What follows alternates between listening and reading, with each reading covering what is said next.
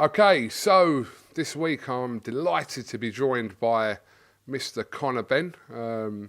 We spend a lot of time together to Conor, and obviously we do a lot of cliche interviews asking you about fights, etc., etc. But this is going to be a little bit different. So, first of all, are you ready? I'm always ready. Born ready, Cougs.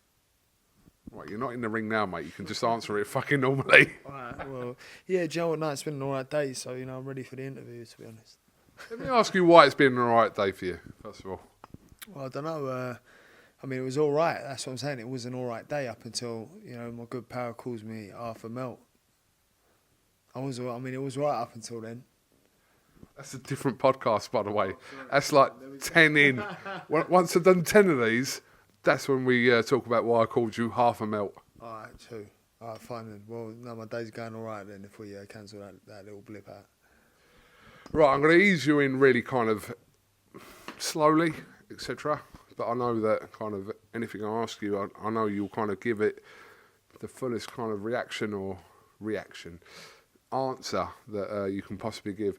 What's your earliest memory of boxing? Just, that's wide open. Your earliest memory of anything to do with boxing, Conor?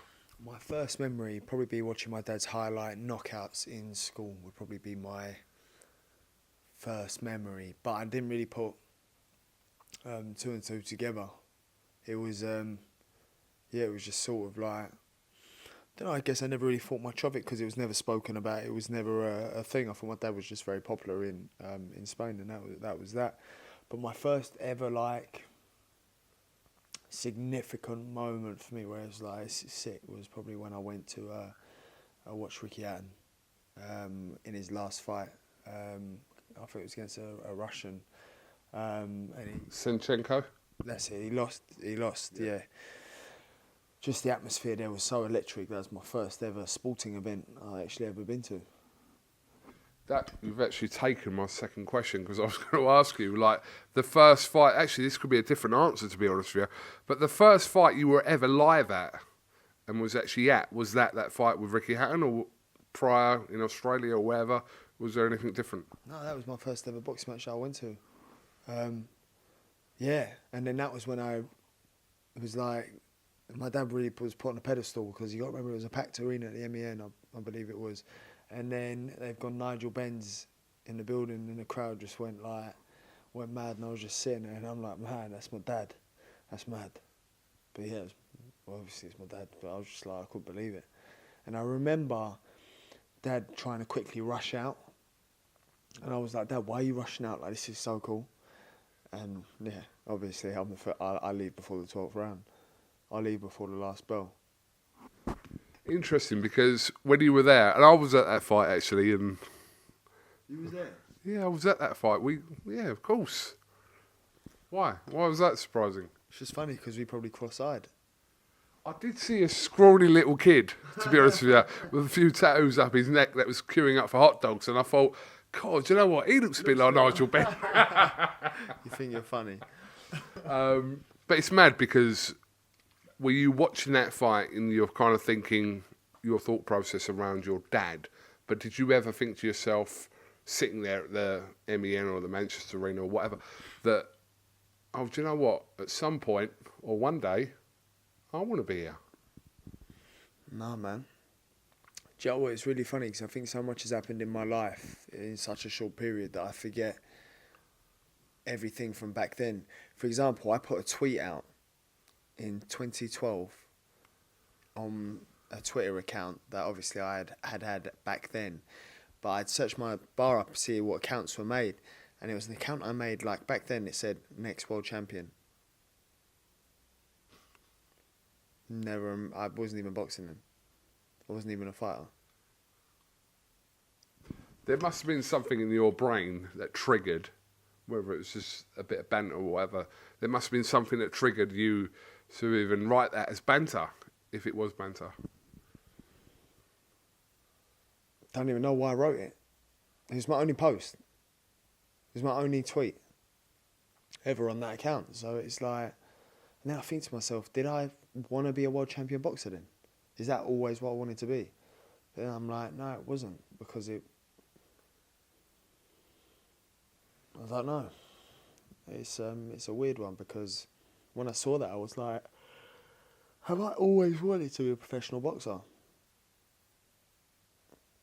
I couldn't tell you that because I still don't know at what stage I can say that, yeah, this is what I'm destined for and this is what I'm meant to do. I still can't tell you when I had that realisation because I'm not 100% sure I've even still got that realisation now. Or maybe I don't believe it's just mad. The right doors open, don't they? Is it appropriate to point out that you're not world champion yet? Sorry. I mean, yeah, but I'm WBA contender. I like the way you took that in jest, but it is about 11 o'clock at night. But you're not, because usually, sometimes, if I said that, you would have gone, "What do you mean by that?" No, I know, but I'm not in that Aggie mode. I'm in my own home. But I'm tempted to throw you out. I mean, no, I mean, yeah, but I probably live life. Like when you see world champions in the life they live, I live like, cause the life I live is like, I might as well be unified world champion. The life I live, if you're talking about the quality of living and the way I live and the way I approach my life, the way I train. So in my head, maybe, I am world champion because I honestly believed I was going to be the next world champion back then. I believe I'm definitely flipping it a lot closer now than I was in 2012 when I didn't even know how to lace up a pair of gloves being world champion. So, I think it is inevitable that, I will become world champion. So that's how I think everything in my life is elite, from the way I live to my home to my family to everything is that screams the world title is the only thing that's missing. So, this next question, if I'm going to remove your dad out of it, what was the first fighter you watched? You said you went to watch Ricky Hatton in his kind of comeback fight after his loss to Manny Pacquiao against Sinchenko. But who was the first fighter outside of kind of your dad more so that you watched and almost fell in love with? Was there a person, or was it always your dad and that's it? No, I never really watched boxing, man. Obviously, you'd watch the Floyd Mayweather fights. That's just because everyone was watching the Floyd Mayweather fights. I don't really watch much sport. Even now, I don't really watch much sport. Yeah, I don't watch much sport. I never watched much sport. I never really followed a fighter. I don't know, not to tell lie, I used to watch David Haye, Ricky Hatton. But I feel like it was more because of relationship. I spoke to David Haye when he won the world title, and I spoke to him on the phone. My dad put him onto the phone to me, and I was so gassed that then actually, I did start following David Haye's journey. I was a kid, when he was in his prime. Ricky Hatton was another one. I don't think there was anyone else because obviously, no, there was never anyone else, man. You talk about the Leonards, the Haglers, the Hearns. You talk about Nassim. I never watched any of Eubanks' fight apart from the fights of my dad or Watson. I watched McClellan because there was such a big thing about that fight in my dad's life that I watched. Was it a Fight of Our Lives? But yeah, I never really looked at a fight. I thought in my head I always think Ricky Hatton was the last of that era. In my personal opinion, I still stand by that. I believe he was a fighter. He fought with his hand on his sleeve, fight with his heart on his sleeve. He was one of the people, and he put it all on the line, win, lose or draw. And I think he really was the last of that generation. Do you know what? Someone, I think it was about a year ago, asked me about kind of your top three kind of fighters that you watched growing up, and I put in that at one, Nassim Hamid, who you just mentioned there. I'd put in your dad and Ricky Hatton because, like I said, when I started growing up, even though Ricky Hatton now is kind of doing an exhibition and he's been involved in the scene on a trainer basis, that was kind of my era as well. But your dad, before even Nassim Hamid was, so I'd put those three, who you just mentioned there, Hatton, your dad Nigel, and Nassim Hamid, yeah. Yeah, I'd say so. But they were entertainers, and I think that's what loads of fighters in this day forget is the entertainment business. You know, it's what it is. Do you know what I mean? If it puts bums on seats, it pays people want to watch it. You know, and that's what loads of people do forget. It is the entertainment business. Value for money is what matters most at the end of the day. Forget the win, lose or draw. Value for money is what people want. Okay, a bit of a fantasy question here. Fight Club. Conor Benn's Fight Club. Sorry. I'm going to make these rules up as I do every week. You and 4 other people. So a team of 5 in the ring. Like a tag team situation against another 5 opponents. Who would you put in the ring, first of all? What, my 5? You're including you. Me, Mike, Canelo, Nigel Benn,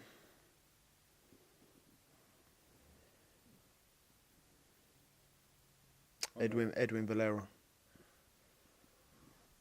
That's a strong team. Conor Benn, Nigel Benn, Canelo, Mike Tyson, and Edwin Valera. Yeah.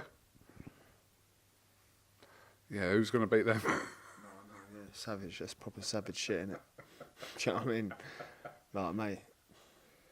So if I was to ask you if you were to do the same but on the street rules. Same. What, Edwin Valera, Nigel Benn and Mike? What, you wouldn't alter that slightly, no? No. Would you still put your dad in the streets? Yeah, I'd put my dad in the street against a heavyweight. Do you know what I mean? I'd put my dad in there with, like, some of the heavyweights out there at the minute. Definitely. I think my dad would iron them clean straight out. Are you talking about, like, your dad now at whatever age is that? Not Peak Nigel Benn. I don't know, because I think to myself, if you was to put an old heavyweight in with my dad now, my dad was still a savage, isn't he? So he's just one of them people, and he's a bit like possessed when he gets going. Going a bit off topic here, but are you still pleased he didn't make that comeback fight? Mate, there's no need. You know, if it was like for financial benefit and it was needed, I don't completely understand. You know, there's no two ways about it. But it was literally for nothing. The whole thing was for nothing, in my eyes. Talking to you prior to that, you would never seem like you were kind of in favour of him doing that. Nope. No way. What's the point?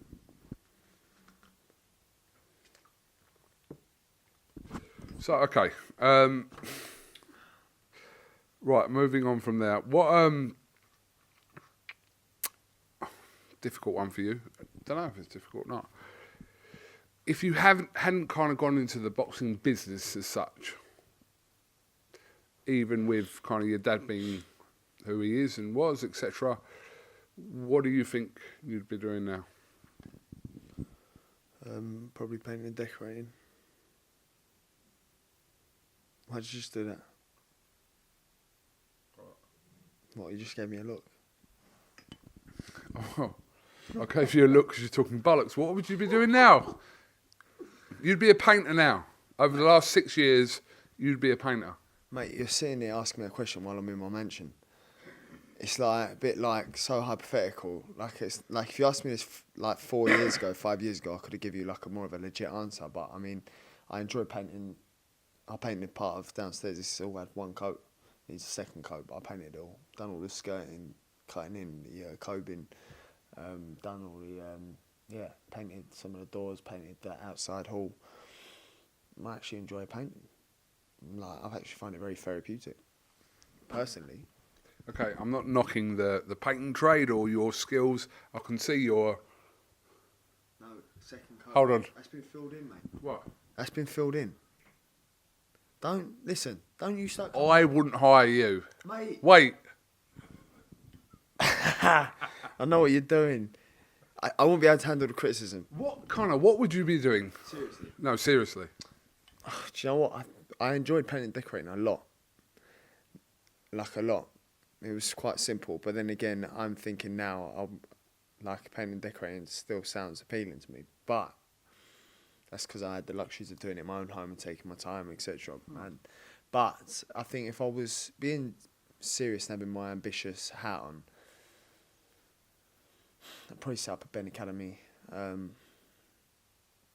just so the legacy lives on. But then I wouldn't be involved in boxing if I wasn't a fighter. So outside of boxing, I wouldn't have outside of boxing. So I wouldn't. I don't know. I can't tell you. Probably would. Well, you never think about that if you weren't kind of a boxer and in the boxing kind of environment. You don't ever think about what you possibly could have done. No, I worked in retail. I worked in scaffolding, painting and decorating. So I got my certificate 3-4 master's degree in fitness. So obviously I would have done PT, but I don't know. I can't tell you, man. I mean, anything I would have done, I believe I would have been successful at, because I would have applied the same principles that I have to my boxing to whatever it is. Even if it was painting and decorating. Like, mate, I always made sure I'd done like the best job I could. Do you know what I mean? I always was there early, I always finished late, I always done the job properly, than rather too quick and, you know, have faults. So it's just the way, whatever I'd done, what I would have been good at. By the way, I'm not knocking the whole trade of painting and decorating, because I'm just saying, I just feel like you're kind of average at that. I'm looking at more of your work here in your house, and like, I don't know if calling you average is actually a compliment, by the way. Mate, do you know what? See, how can you come in my house? It's like, that's all been plastered. All them bits up there have just been plastered over my paintwork. You want to wind up? I swear, I swear. No, I'm not all right. You're all right. Right, so Conor Benn, the painter and decorator. If you weren't a boxer, we'll accept that. Go on. I don't think we've ever thought about it. I think you've always kind of known where your path is.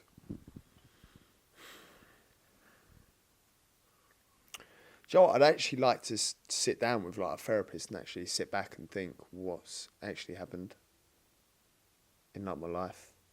I feel like I've had a very up. Yeah, I'm alright there. I was going to ask you, why do you feel like you need a therapist? Oh, because I just had I think I've had like just a mad life. It's just been mad. And then it's all like a bit of a blur, but I'm not sure if it's because so much has happened in my life in the past 5-6 years. Like leaving my family was really hard. And I don't think I've let that affect me as much as it has. Do you know what I mean? I feel like that affected me a lot more than I think, and everything else has become a blur because I don't remember much from when I was young. You know, I don't remember much. So it's just, yeah, I think it was really hard, but then also a lot of life has happened here for me as well. And I think it definitely does affect you. I mean, I know I look hard and all that, but it does affect you. And we both know I'm part-time, half-time, half a melt, so in your words. But yeah, so it's like you think at the age of 25, I've taken on my own family. I've had to deal with my own demons, which is plenty of. Do you know what I mean? I've had my own family, my own baby, my own wife that I provide for, I look after. I'm also being a good role model, being this, being that. But, you know, it's all mad. And then obviously you've got my whole family in Australia. Half my family here I never grew up with, so I didn't really know. I didn't even know my cousin Justin Ben, who's like my closest cousin. I didn't know he was my cousin. Do you know what I mean? I didn't know, and now how did I not know that? You know, so yeah, it was a massive shock to the system. But we it'd just be interesting to find out what actually was going on in my head at the time, as to how I am now, where I am. Because I can't even tell you, yeah, I knew I was going to be here, mate. I knew I was going to do this. But then when I speak to some of my mates in Sydney, they go, no, you're always going to be a boxer and all that. And I'm like, you're just saying that because I am, because I didn't ever felt like I was going to be a professional fighter. But then again, I remember telling my mate I'm going to have my own Rolex and Range Rover before I was 21. And then when I got it, I FaceTimed him. But I'm like, how did I pull that one out? Like, how does that even work? How was I going to get a Rolex and Range Rover before I'm 21? I called him up and I was like, yo, you never guess what? I got my own Rolex and my own Range Rover. But I'm like, mate, like, how's that even happened?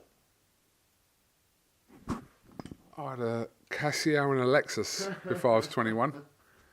Nothing wrong with either of them. I'm not laughing at that. I'm just saying I just love your comparison.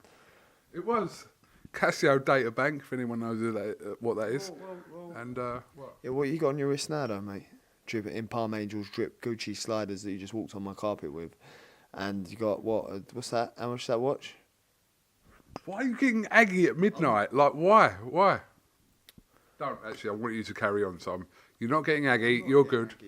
Thank you. I'm not getting aggy. I feel like doing all your interviews at midnight because you are the most relaxed I think I've ever seen you. Do you know what? You're the one who's given me this thing. Yeah, it was like everything. I was never aggy until you said I was aggy, but everyone now thinks I'm aggy because you said it. And then anything I do like this comes across as aggy, but it's like, you know, what's that thing? You know when like you push a button, and then, oh, you're the bad guy. What about the guy pushing the damn button? You're the aggy. You know what to do, innit? Yeah, but right now, even you're being aggy, you're being a nice aggy. You're so chilled out. It's great to see, by the way. Yeah. Do you know what? I went to Joe Cordina's press conference for his world title against Igawa. Yeah. And so the geezer's come up to me and gone, oh, mate, I've been like really wanting to interview you, like so bad. And he's gone, yeah, you know, crushing it in the gym and all that. And then I looked at him and I went, mate, not being funny, like you're not getting that version. And he's gone, no, you know, and all that. And I'm just like, mate, I'm actually not that way. Like, I'm not that guy. Like, sorry. And it just made me really laugh because he was like so upset with the interview I'd done for him. But anyway, we move. It's like a skit. Is it a skit? Is it a little like... It's a thing, isn't it? It's not like everyone expects you to be kind of how they perceive you on camera or interviews 24/7. And you're not really like that, to be fair. You are kind of chilled out outside of kind of that fight environment. Do you know what? I think I'm very chilled. I think I'm a chill person. No other fighters get to me. I'm not really fiery. Do you know what I mean? But then I am. So it's like, it depends on what version of me you meet. I mean, is it the version of fight week, which is the most? Is it the version of me in the middle of camp? Is it now? But then you're sort of talking like, what? Has you got like split mixed personality disorder or something? Do you know what I mean? So it's like, well, it depends on what stage you meet me. I take my work very serious, and when it's anything to do with my work, you know, I apply myself, and I'm in my zone. I get in my zone. If I don't have a chip on my shoulder, I will make myself have a chip on my shoulder. If that's what gets me out of bed, that's what gets me out of bed. You know, happy fighter's a dangerous fighter. Well, I'm not too happy, and you know, I'm still dangerous. Do you know what I mean? So, you know, if I have to develop a chip, even if it's manufactured, I will do that. Whether it's me in my head going, the world is against me. If that's in my head, me going, it's me versus the world. And that's what gets me like this. And that's what makes me win fights. So be it. I'll do it. You know, I'll do it every day of the week, twice on Sundays. So, but when I take a step back from that, I'd say I'm still quite intense. I would say I'm quite intense still though. Yeah, I would say I'm quite intense, but I wouldn't be like I'm aggy or aggressive or try and be an intimidating presence and all that. Not really us, to be honest. Do you remember the first time outside of the ring you got into kind of a serious argument or a fight? Do you remember that time, wherever it was? Not really the first time, but kind of a relevant time you feel over your life that you got into that kind of altercation or situation outside of the ring? For 4 times, 5 times. I'm not talking about this week, by the way. I'm talking about just in your life. Yeah. Probably 4 or 5 times in my life. Since I've been in England, so what, 7 years, 6 years, I haven't really had any run-ins with anyone. I mean, you had the old, no, not, I've had the old, like, you know, little flex, like, what, mate, one of them ones. But then that's it, nothing. I've never really had any confrontation here, to be honest. More so Spain and Australia for me. Do you remember the first kind of argument you ever got into? Yeah. Well, here or in Spain or Australia, like kind of, not physical, but just kind of the first heated argument? Me and you have had a few, so you must remember. They're not heated, bro. They're lukewarm. They're cool. Lukewarm. They're cool. Nah, my altercations never end well. So I don't. When I was joking earlier about having altercations here, I've never really had anything here in England. But my altercations in Spain and Australia haven't ended well. Then again, that was a long time ago. And then I think to myself, even back then, I must have been who I am now. So maybe I'm just in denial about who I was or who I thought I was. Because then everyone else tells me different, but I don't ever remember being that way. Are you not capable of having an argument without it turning into something else? I've just chucked that in. No, not really. Because if I raise my voice and it's like, and I'm just starting to get on my nerves, then it's like it can not go too well.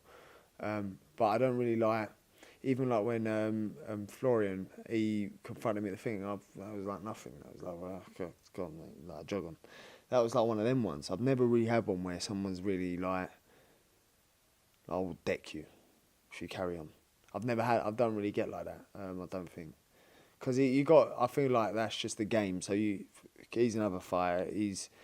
He wants, you know, payday, you want payday, all that. So that's what people, they play the game, you know, and it's all a big game.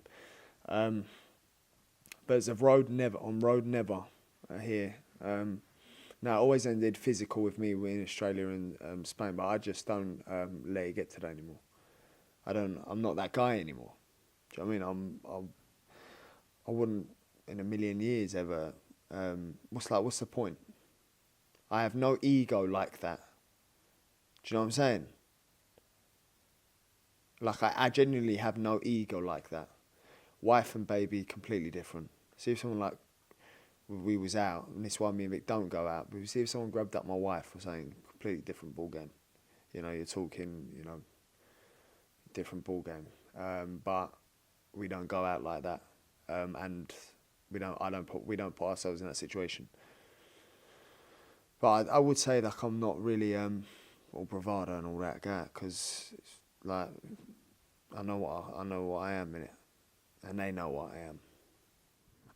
Does that scare you, frighten you? What do you mean?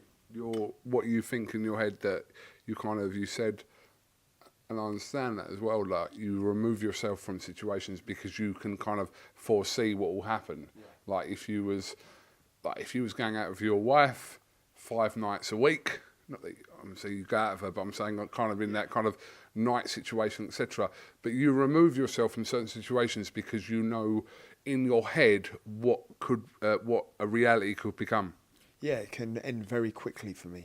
You know, so it's just a matter of me being wise and Vic being understanding. Vic used to party before she met me. Since she met me, she don't party. But I wouldn't go out to a. See, the problem is you go out to a club with your missus. Things can go wrong very quickly. You go without your missus, things can go wrong very quickly. It's the whole environment for me makes me feel a little bit on edge, a little bit anxious. You know, because then you go with boys who are just normal boys, and just good people. It's still not so great. Because then if anything goes wrong, then you're the one who's got to sort the situation out. And then you just like, I just don't put myself in them situations. Because I know what I am like in that environment. I'm not well-hard, I'm not this, I'm not that. But you put a lot on the line when you go to places like that where you're sort of going, yeah, let me put myself in a position for some drunk twat to come and stick it on me and then me just deck him and then watch him hit the floor, you know, like a sack of potatoes. And then what? Well, my career's done because I wanted to go out and have a booze up with some people in London. My career's done because we've all had a little bit of liquor and, you know, the lads and all that, yeah. You know, I guess, like. Do you think, from your point of view, from what you just said there, it's more sensible for you to remove yourself rather than trying to control yourself? I don't think I could. I don't think I could. If it kicked off, you know, boom, where's it happening? Where's it happening? Do you know what I mean? You get, when you see a fight happening, you're like, what? Yeah, go and get stuck straight in. Do you know what I mean? So that's just, you rather not, what's the point? You have nothing to gain. So I'd rather just not go. Unless it's abroad, like if we go to like Miami, someone says something to me about my missus in Miami, and then I went to him, what, you saying that out of respect? And he's going, yeah, dog, you know, out of respect, man, out of respect, bro, and all that. And then it was just like, and then I was a little bit disappointed in myself because then if he had said no, what would have happened? Do you know what I mean? So I was just like, and then it will play on my mind of what could have actually happened over the next few hours or next couple of days. And then I just think, why put myself in that situation? Because then I sort of scare myself into thinking that situation could have gone sideways a lot quicker than very quick. When was the last time you felt like you were fighting like a losing battle? Something that you've been fighting for, any aspect of your life that you felt like you're fighting, but you feel like you're just fighting because that's you, but it was a losing battle. Probably the losing battle was trying to appeal to everyone and make everyone love me. It was like, not what's the point? Like, some people are going to watch this and go, mate, yeah, you know, he's wise for taking himself out of the equation. You can have then another bunch of them going, what an absolute twat, thinks he can have anyone and all that. And you're going to have people go, oh, that's not very well-mannered, is it? Thinking that you can, yeah. So, you know, you're just like, well, what am I then supposed to do? What do you want me to do? And then you sort of go, well, do you know what, at the end of the day, if you're everyone's cup of tea, you're a what? You're no one's cup of tea. No, that's the expression. Mate, I said if you're everyone... No, it ain't the expression. Yeah. Mate, if you're everyone's cup of tea, you're... Half a melt? You idiot. If you're everyone's cup of tea, you're a... What is that? A mug? Yeah. Right. Well, what do you mean, right? You had about 4 guesses, mate. I think I had 4 guesses, but I'm just saying that if you're everyone's cup of tea, you're no one's cup of tea. That's what I thought it was. How does that even make any sense? Oh, mate, listen, Coogs, I know it makes perfect sense. Mate, if you're everyone's cup of tea, it means you're no one's cup of tea. Mate, you talk so much shit, mate. Like, I know it's late and all that, but I mean, come on, there's no excuse for that. Absolutely. Was that a joke? You used that? No, it wasn't a joke. But can I just say one thing, just on a serious note after that? Because I remember interviewing you when you first turned over, and your kind of attitude to everything was like, listen, like, I and me don't really give a fuck, blah, blah, blah. People can think what they want. As you've got older, it seems like opinion about your life, because your life is in the limelight, not just your boxing career. But it does seem like you do have some sort of different feeling towards people's thoughts towards you. Is that a fair comment? That's what it looks like. I don't know. It's hard to say because, at the beginning it did affect me loads. You know, you can talk as hard as you want and all that, but it does grate on you. But I mean, listen, I ain't perfect. That's all I can say to that is I ain't perfect. Imagine having someone else, anyone. Imagine you watching this. Imagine a camera all stuck in your face and you got 10 minutes for being yourself, and then you're getting hate for being yourself. It's like, well, what do you want me to do then? Should I just put, bury my head in the sand? And that was my approach with it. But at the end of the day, listen, my job's to entertain the public and entertain the people who want to watch me fight. everyone else, you should go really stuff you. But no one wants to be disliked. I mean, some people play the game, some people don't really care. But I could just be fake for you guys. Do you know what I mean? I could just be like completely fake and emotionless and clean cut and commercially friendly. But then, even then, you still get moaned at. So, either way, you're going to get it. I've got dedicated trollers on, dedicated. I'm sure you do too. It is what it is. You live in a society full of pussies. Do you know what I mean? It's true. Pussies. Because you know what? I beg someone come say something to my face. Not even because we're hard, but mate, you are a bunch of pussies. I bet it's like some geezer we have 50 cats with uncut hair from back in the early 2000s. Probably still got nits and that. That's how I envision them. Because then when I see some people say something to me about someone and I go, mate, you're that guy who writes that comment. But then I just get it now. But then obviously you think it's someone like you saying that to me on social media. Or someone normal. Do you know what I mean? What I'm saying is you think it's someone like Eddie writing that, or someone but it's not. It's often the people who are just scumbags and have nothing else to do with their life. So their miserable lives have nothing to do apart from troll you. Like that, when you look at it like that, and then you look at someone on road and go, yeah, you're that person. You go, well, anyone can have social media. Do you know what I'm trying to say? Have I just made sense? That anyone can have social media. But I think I've got to kind of differentiate between you talking about yourself and, listen, I get people on my case every day, and Eddie does as well, etc.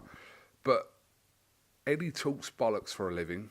I hold a camera for a living and talk bollocks. So it's the truth. That's what we do. You guys, talk about you go in there and one punch could fucking either ruin your whole life or just end it for you. Let's talk truthfully. You go in there, like with any boxer, and one punch can literally change your whole fucking life if it ain't in the right way. So there's a difference between you getting trolled and me getting trolled, or Eddie getting trolled. That's the only point I was trying to make there. Well, the point I'm making is, I'm sitting in my mansion now with my kid watching Paw Patrol in the mansion. He's got a pool that he's enjoyed this summer. I've got a wife that don't work, who can attend to my son full time. I've got them not having to worry about a single thing. So, should it matter what they think? At the end of the day, my family's good. My close friends are good. My brothers and sisters, my family in Australia, they're good. We're all good. Eli's going to go private school. Victoria ain't going to have to work. She'd be the best mum she can be. Do I care what Dave, Joe, John, Sam, Smith are thinking? Should I? I do sometimes, but do I really need to? Is it what really matters? Because in a world of non-social media, does it matter? I wouldn't even know. I wouldn't even know who John Jones, Sam Smith, Harry is. They have no relevance to my life whatsoever. The only relevance they have is that they're pussies behind the camera. Pussies behind Insta, social media. You looked at me when you said camera there, you fuck.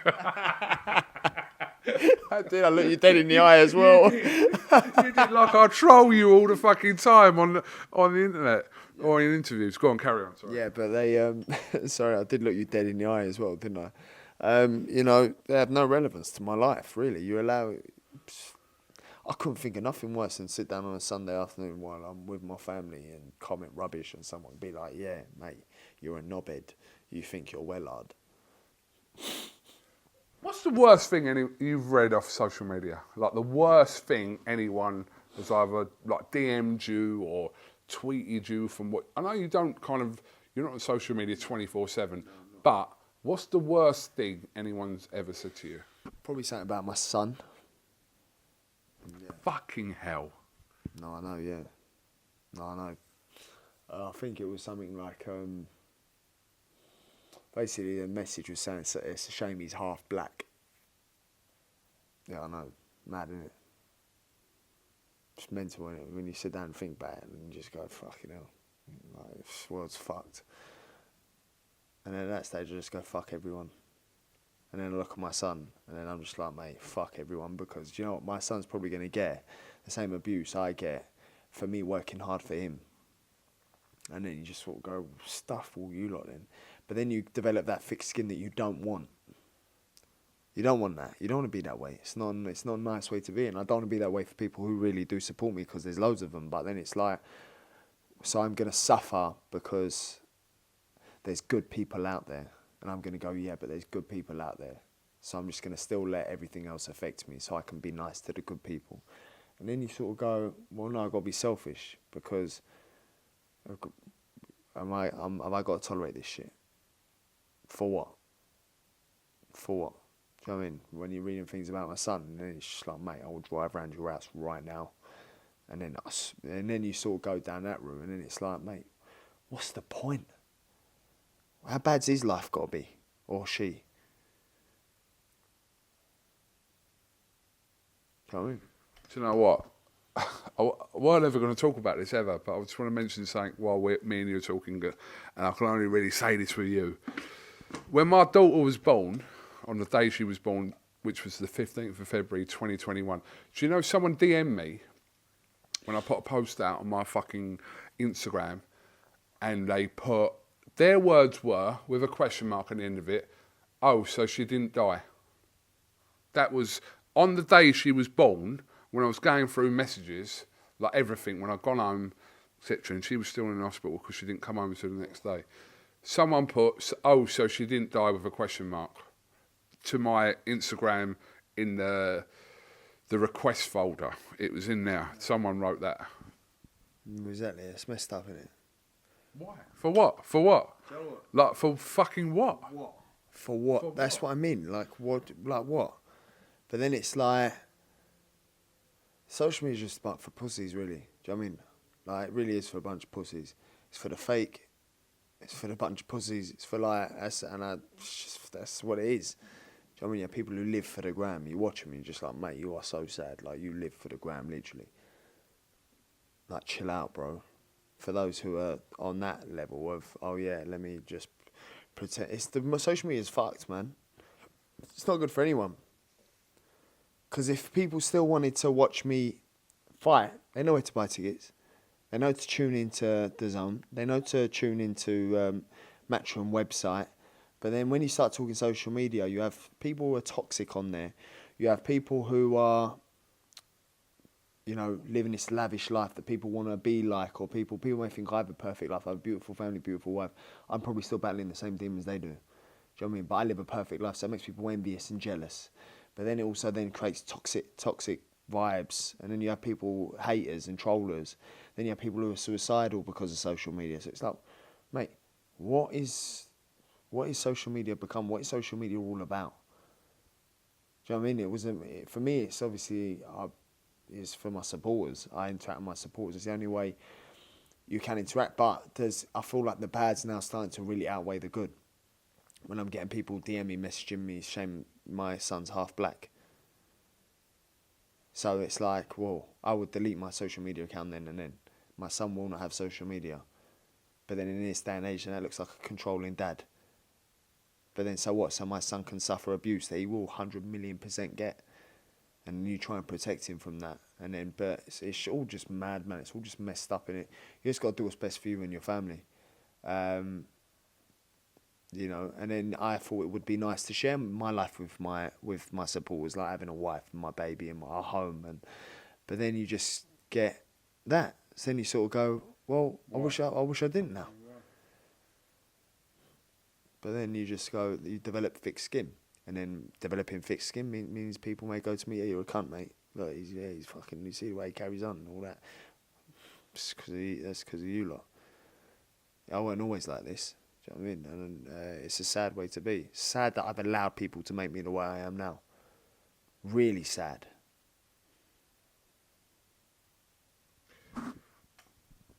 I could talk about this subject fucking for longer, but I want to come away from here. I want to kind of turn this around a little bit, but I do get what you're saying with social media. I think the more kind of the months and the years that roll by, I'm seeing a negative side over the positive side, which isn't good because that's not really. Well, we look at it and think that's not what it's meant for, but what the fuck do we know about that? It's like, They can stop it. Yeah. Social media can stop it could be so easily stopped. Yeah. You know, they could stop it, no problem, but they don't. It's mad. You know, social media don't make me pay. I get paid good. Do you know what I mean? Social media don't make me get paid anymore. What causes do you fight for?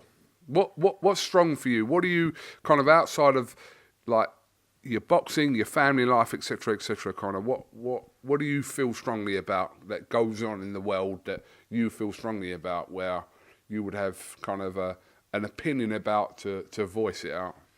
There must be things. Not really, man. I'm so not aware of everything that's going on in the world. I mean, you can. I don't know. I don't watch the news. I don't go on socials much, so I don't really. I don't think there's really a matter that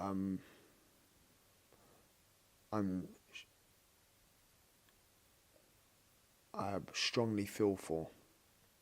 I think the whole world is corrupt. I think the whole system of the world is corrupt. I think the way the running order is corrupt. I think about poverty in places where, and I do it loads myself, even to the food, to the wastage, to that, and then you have these countries that are going through what they're going through, and then you're just like, mate, it takes more than one individual to stop this. But then it's like the whole running of the world's backwards, in my opinion, and corrupt. But then you can go on. You can go on and on and on and on. Then you just sound like a conspiracy theorist, and then where does it stop? Do you know what I mean? So, I think the world ain't going to be getting any better anytime soon. I think I could actually go on about things I think are right and what's wrong. I feel like there's a part 2 to this coming, but just to follow up on that, does that concern you for your son? Like, as he's like just over 1, and like he's going to be living in this world that you're talking about. Does that concern you? Of course it does. I don't want to be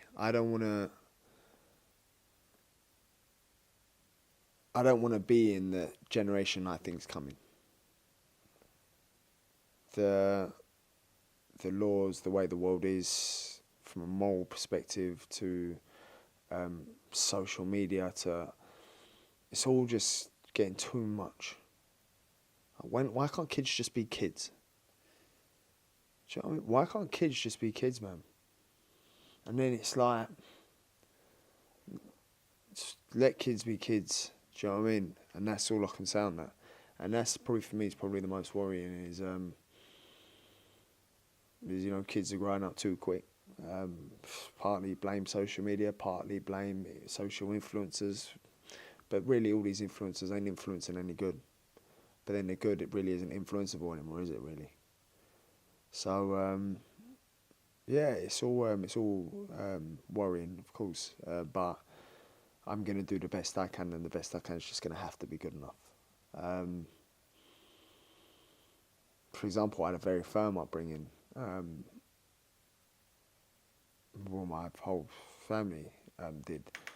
But it's just all different today, man. And, you move with the times, and where you draw the line in saying what's right is right and what's wrong is wrong. Because as far as I'm concerned, the way the world's moving, the difference between wrong and right are becoming so blurred. So, it's becoming one big grey area. And, it's worrying, but, what can you do? What are the everyday battles in your life? What do you pinpoint as when you wake up in the morning and before you go to bed? What are the everyday battles that occur in your life, in your head? I'd probably say fighting's a big one up there, in terms of my boxing, of course, but then also, anyone who says marriage is easy is lying. So, that's constantly being a good dad, making sure I spend time with my son. When I mean time, I mean not being in the same room as him, being with him, talking to him, like sitting with him, not sitting on my phone, not talking to, it's not trying to sort this out, not thinking about this fight, being with him, but then also balancing being young as well and wanting to do what I want to do. Pretty say like there's it's all just do you know what, it's all just mad, man, when you think about it. Like my whole life is you know, sometimes I feel like a 50-year-old geezer, you know, but I am yeah, it's all new to me. This is it's all mad. What are you talking about when you're saying being new? Are you talking about being a dad, or are you talking about kind of your career path, or both? Being a dad, being a partner, having a big home, having cleaners, having gardeners, having pool guys come around, maintaining all that, funding the way we live, paying bills, paying my tax, paying my VAT, being a good role model, you know, sitting down with my accountants to work out what expenses I can write off, thinking about companies in Dubai, thinking about this, thinking about that. And then you sort of just go, am I just keeping myself busy, or am I okay? Am I busy, or am I okay? Do you know what I mean? And then you just go on, and then it's like, you go on, don't you? And which one is it for you right now? Are you keeping busy, or are you okay, or both? I think I'm okay until I'm not okay. Do you know what I mean? I'm okay until I'm not okay, and then, you know, then you reset and then go again till you're not okay, and then you're okay again. I don't think everyone's always okay forever. What is your definition of okay? Because my definition of okay is if nothing's going wrong. So if nothing's going wrong, or you haven't got any problems that day, then you're okay. But is that your definition of being okay? Oh, I mean, what's your okay? I mean, you know, I could be 20 grand down on one of my trades one day. Is that okay? Not for you. Oh, I think that's okay. Right. Oh, no, I know, but yeah, but I think that's okay. Losing money, it's okay. You make money back. Yeah. No, I get that. I get that from your perspective. That's how I meant that. I didn't mean it like, oh, I can lose 20 grand and not worry about it. No, I mean, No one wants to lose fucking 20 grand, to be fair. no, do you know what I mean? Or, you know, I've been down 40 before. I've been down 50. It hurts, but it's okay. It's when you feel, sometimes it just feels like, bang. It's like all just comes in like that. And I feel like it's on top of you. And then you sort of just go, yeah, I've definitely been off more than I can chew.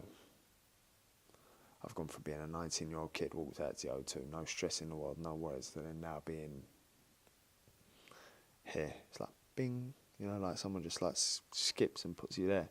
And then you're just like, how to deal with it all. My partner deals with it fine. I feel like sometimes it's a challenge for me to deal with everything. But then again, I don't think she, nothing falls back on her. When was the last time you felt like you was fighting back tears?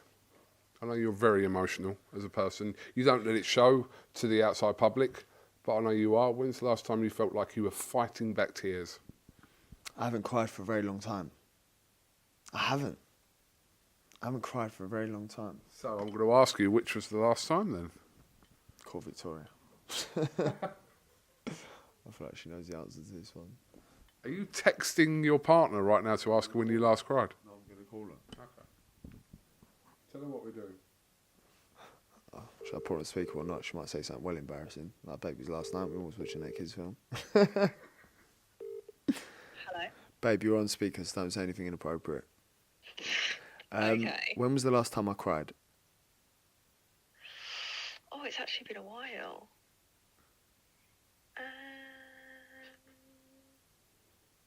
Oh my gosh, I don't even know. How often did I used to cry, though? You used to cry a lot more often. I feel like now you're a dad, you're like Hard as nails. hard as nails, you've become emotionally stronger because you're a dad. Vic, sorry, this is my new podcast that you're on, actually live on. Even though you're upstairs, by the way, you're not even here, but you're here. You could have just called me down, but you know. No, it's fine. We'll get you on the phone. Technology, see? Vic, Just tell me about a time that you remember him crying rather than the last time. And why he did that. Oh, you're a prick.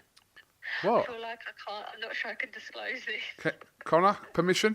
What one is it? Move the mic. Oh, this ain't the rules. This is not the rules. Can you talk about it? Go on. I bet. Hold on, no, you got to share this with me first. Go on, what is it? Oh, wow. No, actually, we'll keep it raw. Go on, go on. Go on. Go on, say it. Keep it real, keep it real. It's a nice one. Connor cried when we got married. He did. I don't know whether that's because he was happy or sad, but he cried when we got married. Did he cry while he was being dragged up the aisle?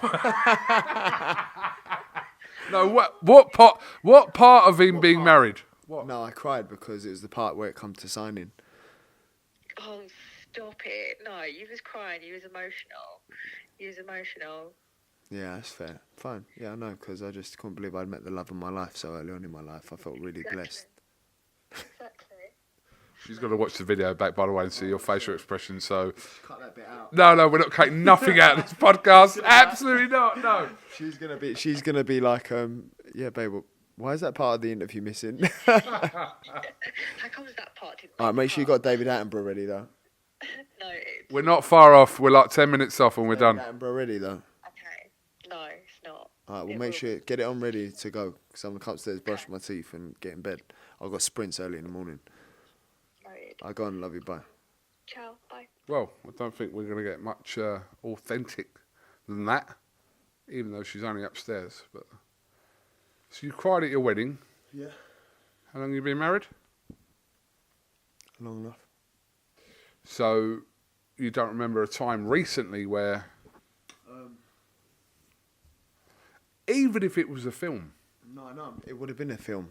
Oh no, I was joking, but you do cry at films. I do, yeah. What's the films you cry at? No, because what happens is I can emotionally tie myself to that film. I can really make it really like, I don't know, it just gets to me, innit? Is that okay? Tell me one film, please, because I might relate to it. You're such a prick. I know No, I'm it. being serious. I get emotional at films and Well, stuff. my dad cried at Finding Nemo. Okay. Yeah, you was about to laugh, but he generally cried at Finding Nemo. What films?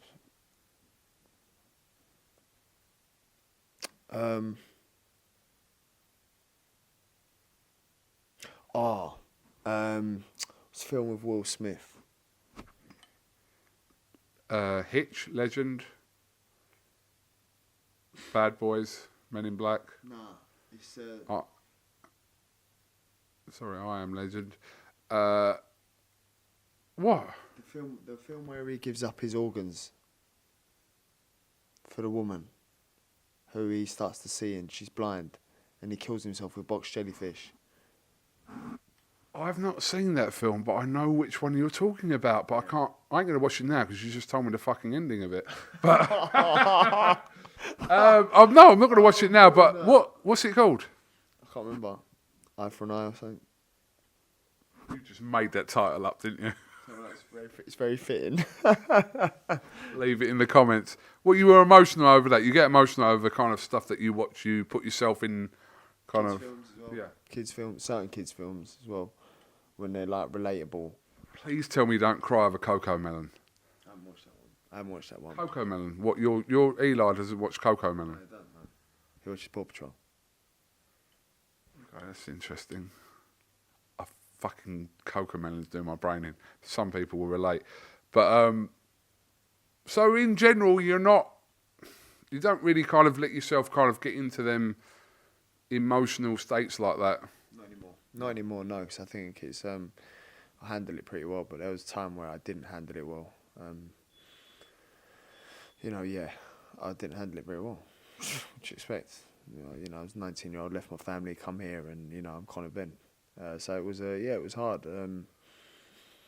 But I've made a lot of mistakes. I haven't handled things very well. But yeah, Every achievement that you've done in your life, and you're 25, so you're not even really kind of there in what you'll achieve in the whole course of your life. But Do you think like everything's come with a fight? Do you feel like, have you done anything where you haven't had to kind of like fight for it? Do you feel like every aspect of your life has come with a fight?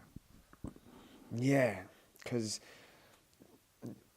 even say when you got money, it presents different battles. It presents different struggles, say.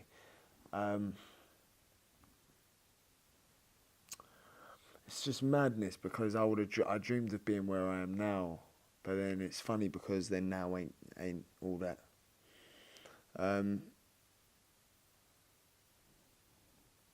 Just mental, because you know what I used to think to myself, I've got 3 properties.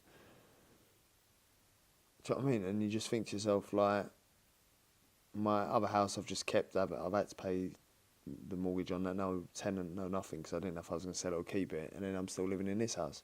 And then you just go to yourself like, what? Like, how is that my norm? How is that normal?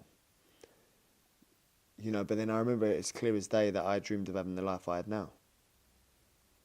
So you just it does present different struggles. Because then you'd think, back then I thought if I had what I had now, I would be like, sweet, like I'm set. But it ain't the case. More money, more problems, bitches. I'm not talking about the Ben family, but where does your fight spirit come from? You. What do you mean? Well, it's open-ended, this question. You can answer it exactly how you want. I just kind of took out an obvious answer that your kind of family's been embroiled in kind of a fighting spirit for a long time. But for yourself, as CONOR BENN, whether it's a family man or kind of the fighter or whatever, where do you believe that comes from, if I'm not going to let you use specifically your dad as an answer? I don't understand your question, to be honest with you. It's not that fucking late. No, I just don't understand your question. So if I was to ask you where your fighting spirit come from, you probably would have gone from... My dad. Right, so if I take your dad out of it... I would say, but then I can't answer that question. Because I believe it is from my dad. I believe it's from my granddad.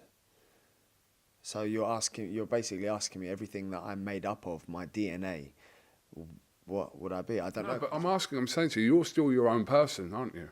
So you're everyday kind of... But I'm a product. But I disagree because I'm a product of my dad. If Victoria had a kid with, I don't know, some guy, not me, complete polar opposites, well then I wouldn't say he's got a fighting spirit that I can see in his eyes right now from if it was with some other guy. I am a product of my dad, and I'm not saying that like, yeah, mate, I'm a product of my dad, and I've got the demons and all. So I've got the whole package, the good and the bad. So you're asking me I'm my own man, but I can't help but see that I am my dad. I can't help but see that I am him. I can't help but see that the way I am sometimes, the way I act, the way I react is exactly the way he is. Maybe a tamer version, but I'm still my product of my dad. You can't ask me, oh yeah, but you're your own man. Where does the fight come from? I'd be lying if I said I'd always have that fight in me, irrelevant of what's in my DNA. You don't know that, do you? How do you know that? If your dad was a butcher from wherever, you may have still... I'm not saying, listen, opportunity-wise, I'm not talking about that, but I'm saying you as a person still may have developed in a similar-ish kind of way.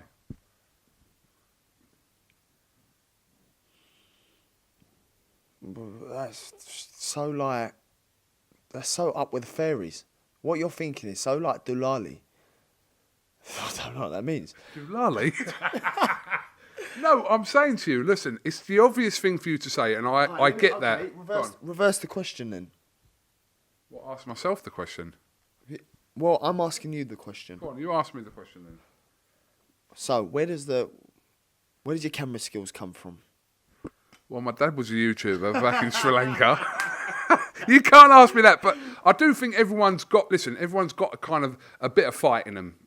It's just, or a bit of fighting spirit in them. Everyone's got that. It's just whether that's unearthed is on what scale. But I think with you, I get the obvious comparisons with your dad, but I do think there's a lot to you that's nothing to do with your dad. It's just to do with you. I can't say, because then what am I supposed to say? What, my upbringing? My upbringing made me not who I am. No. I can't, what? Mate, it was caviar for lunch. Do you know what though?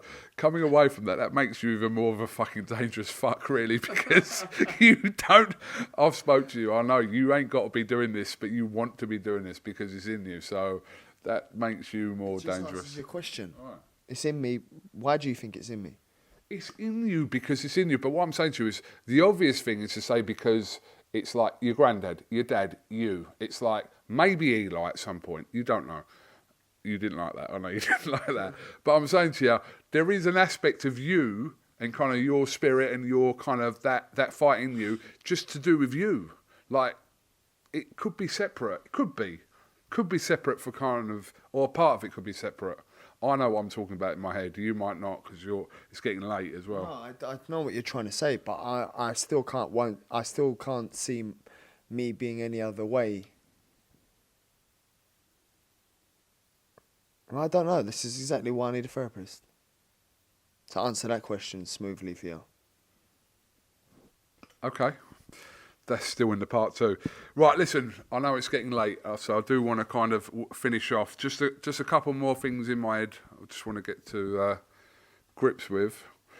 Do you feel like, and you touched on this earlier on, do you feel like you're having to fight demons every day? Yes.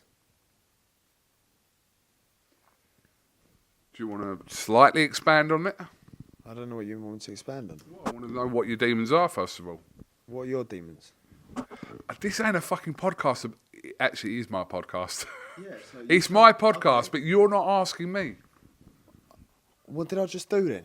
No, but this is a podcast with your name on it. But it's also Kugan's podcast. So you give me 2 demons you I'll fight. tell you what, when you start your own podcast... No. I'm not agreeing to that. Listen, you tell me for 2 demons you fight, I'll tell you 2 demons I fight.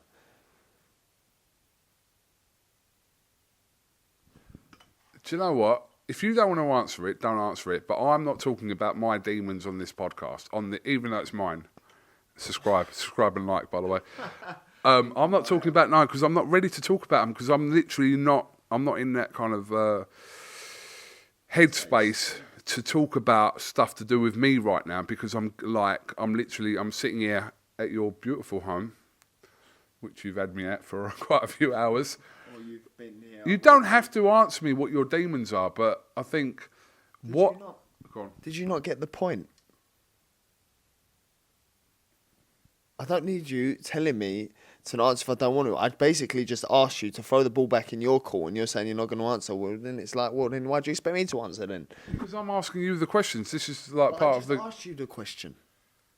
I know, but these are my rules, so I don't have to. This is going way off track. Fine. Tell me one demon. Would you classify fear as a demon?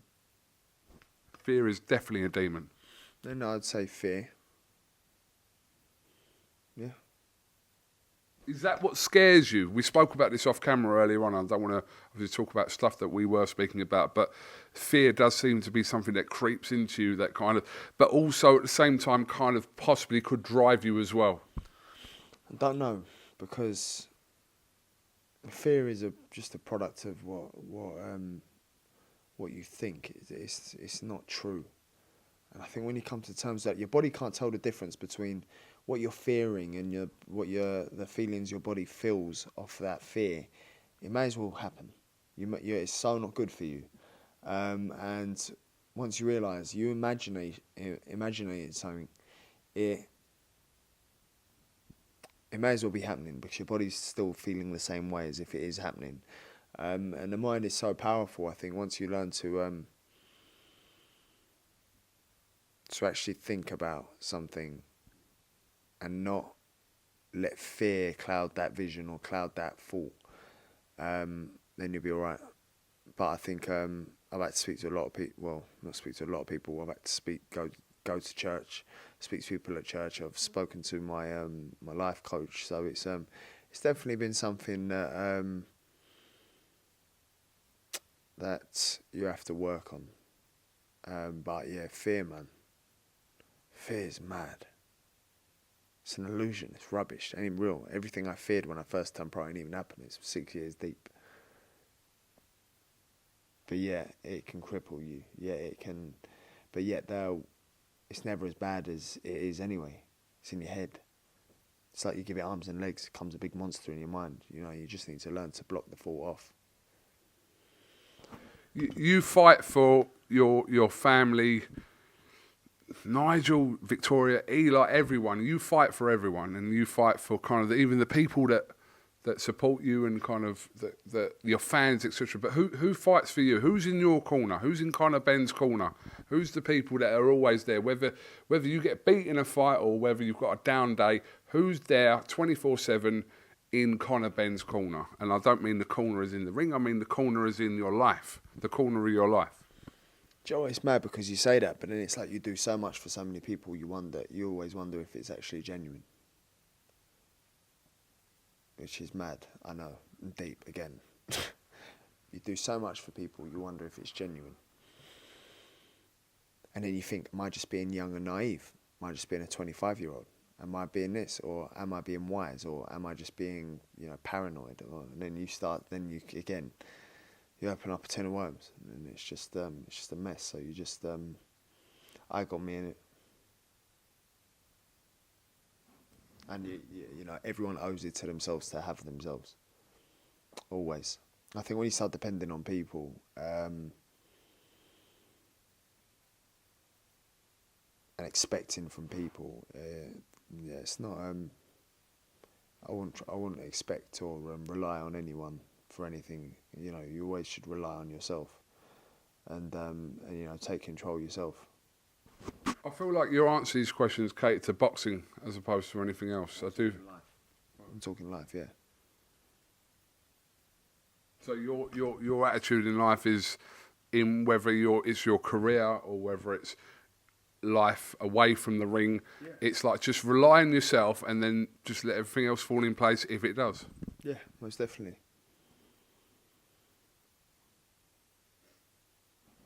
That's an interesting comment. I think that's a very layered comment. Well, people will be listening to that going, mate, I've got you. Not me, because I'm like 50-50 around you, but that was hey. Nah, but you go. It's alright someone saying they got you, but it matters what I think and whether I truly believe it or not. Because someone could be ride or die for me, and I still question it. I could name some ride or dies for you then, and go on then. Well, your fucking dad for a start. Your dad. Dad's my dad, bro. Yeah, but listen. That. Yeah, but say things go wrong. Say things go pear-shaped. You make your bed, you lay in it. Yeah. That's my dad. Really? 100% facts proven. Proven. Okay. Like, mate, and he'd be like, he'd say in his beige accent as well. Like, mate, I'm telling you now, if anything ever happened to me, or anything ever happened, I ain't even going to try to do the accent, but you know how he says it. You make your bed, you lay in it. There was a time in my life where it was like, shit, I'm fucked. You make your bed, you lay in it. I thought, oh my goodness, you are my dad. You are my daddy. Yeah. So, no. My mum, maybe. My mum, maybe. You've got to get out with some of these questions. You can go, that's a part two. What was that time with your dad? I gave you a get out there. You could say that's a part two. That's definitely part two. That's part three. Part three? Yeah. Fucking hell. Part three ain't happening for another 20 years, yeah? Well, maybe we need part 4 or part 5. But yeah, no, he's... do you know what? Nah, see if the shit hit the fan. My dad's, you make your bed, you lay in it. 100% he's that way. Just fine, it's no problem. No, you can't even argue with that. What I'm going to expect him to get me out of the mess I got myself in, or I'm going to expect him to bail me out when he raised the young man to not put himself in that position, but he still puts himself in that position. More fool you. You make your bed, you lay in it, innit? You know better. That being, and then again, I probably think the same about my son.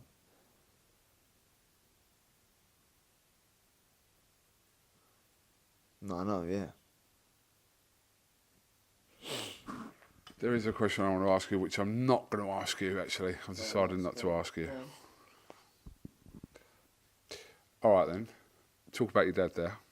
How do you think your dad would react if things for you didn't work out in the ring one night? How do you think your dad would react to that? If I needed to retire, he'd tell me 100%. He told me if I didn't beat Payne, then I should retire.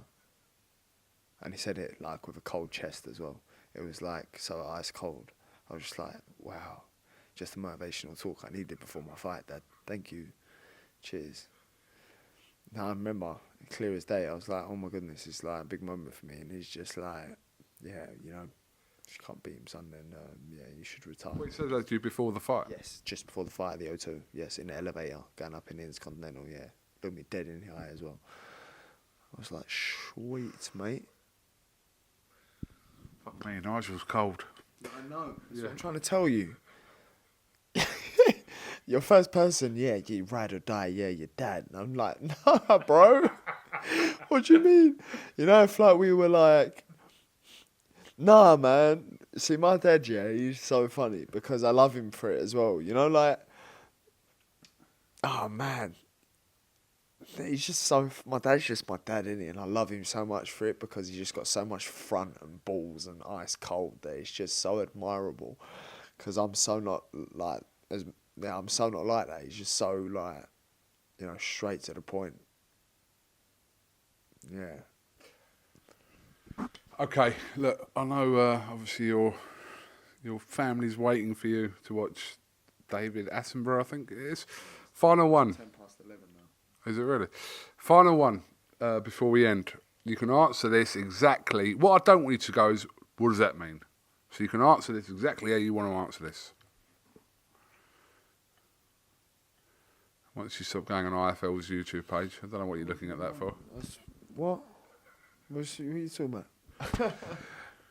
What drives Conor Benn's fight?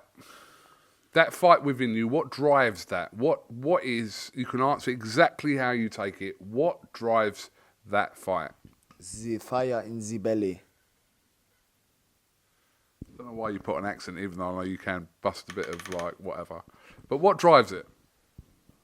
The fire in the belly. So I think it speaks for itself. The fire in the belly.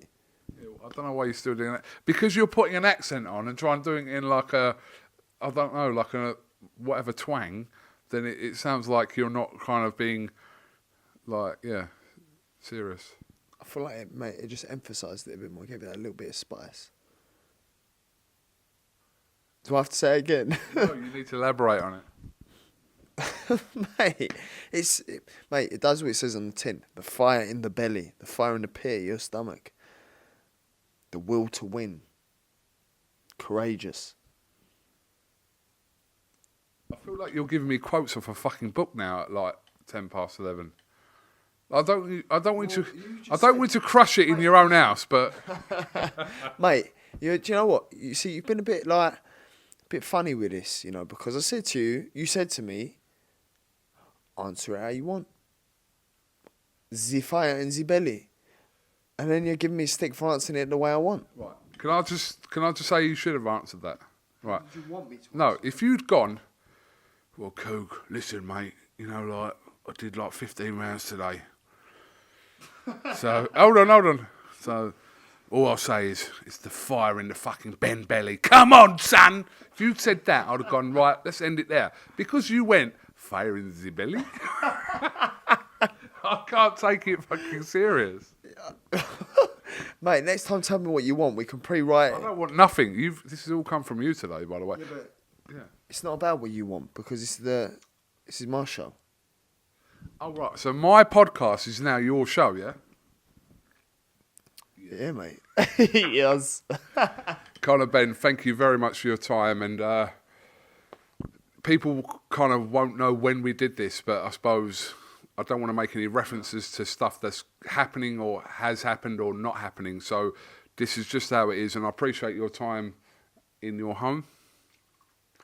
Didn't invite me to your barbecue the other day, but anyway. Do you want me to tell you why? Oh, this is even worse. You've got to give me a reason to why, like, I won't invite to your barbecue. Go on. You know why? We spoke about it in the kitchen beforehand. Is it because you set fire to that table? I mean, I've done that too. But, I mean, there's another reason. Oh, yeah. The infamous slap. Oh, what? Because my daughter slapped your son a year ago. Oh, by the way, it was a year ago today. Oh, wow. It's meaningful. Come here. Look at the flinch on the boy. Mate, you just flinched. Mate, shut yourself. So you done? This is my podcast. I can't be mugged off on my own podcast. Conor, thank you very much for your time. And we'll definitely, obviously, speak over the coming weeks as things kind of develop, etc. But have you got anything else you want to add before we end here? No. Just that was a cue, wasn't it? I think so, yeah. That was get your ass in bed. I'm going to bed. Don't wake me when you get in bed. It's been great speaking to you. Doing this podcast, to be fair. Outside of boxing. You know, probably say you've got one of the biggest platforms in boxing, so I think for you to branch out and do this podcast about actually getting an inside look into people's lives is actually quite good, because people only see one side of them on your interviews. Whereas this, I think, is it hopefully gives people a different perspective on who I am and, you know, everything I'm about, really. So thank you for taking the time up to do this with me. Conor Ben, thank you very much, and we'll catch you again soon, my friend. Lovely. Yeah, I put my dad in the street against a heavyweight. I've gone back to the dad. I've punched him a few more times. 5 blokes outside my front door. Can you come and help One me? hell of a fucking story, so stay tuned.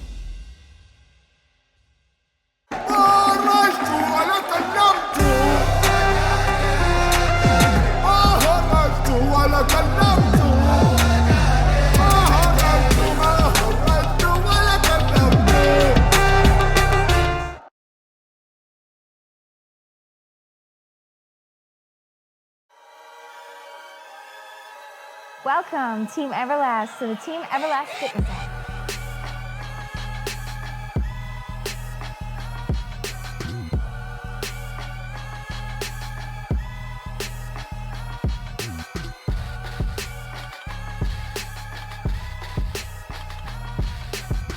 Download the Everlast Fitness app and find your greatness within.